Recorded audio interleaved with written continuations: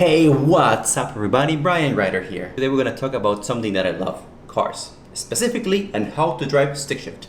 Also, why am I doing a video about this? Well, my dad told me, hey, let's trade cars. And he has a Mini Cooper, which is freaking amazing. And it's a very low entry point car. So, let's go.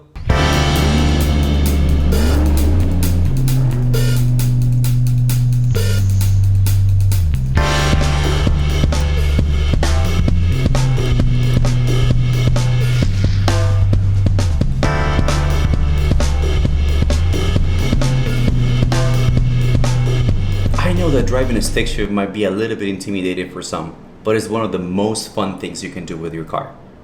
Why? It's easy. You feel more connected with the car, you feel the car is way more responsive, the car does exactly what you tell it to do. Also, we've seen it in the movies, right? The Italian Job. What a great documentary about Mini Coopers. Well, it's not a documentary, but you know what I mean. The first one is you have to identify the pedals. There are 3 pedals on the car. Left to right are the clutch, the brake, and the gas pedal. The left foot goes on the clutch only, so just keep that in mind.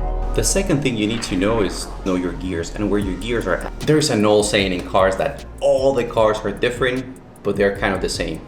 And that's usually true when it comes to the gears. Generally speaking, first gear is on the top, second gear is on the bottom, third, fourth, fifth, and sixth. So on and so forth. The third thing you need to know is that cars with manual transmission, they're usually left in first gear and the parking brake needs to be engaged. So make sure those things are in place before you even attempt to start your vehicle. Once you're ready to start your car, there are some simple steps that you have to follow. Remember, the order matters in this case. The first one is with your left foot, you have to depress the clutch all the way down. Then with your right foot, you press the brake, so you're making sure the car is not moving.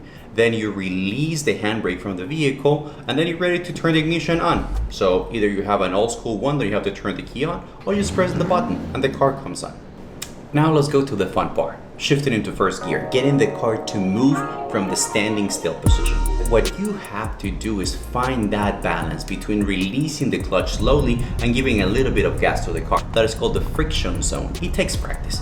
Shifting into gears is a very similar process as the process of starting off the vehicle. It is only moving into a higher gear. Higher gear, I mean second, third, fourth, fifth, and sixth gears. Remove your foot from the pedal, press the clutch, start releasing it slowly, and give it some gas. You're gonna find out that the more you practice this, the easier it becomes. It is super easy.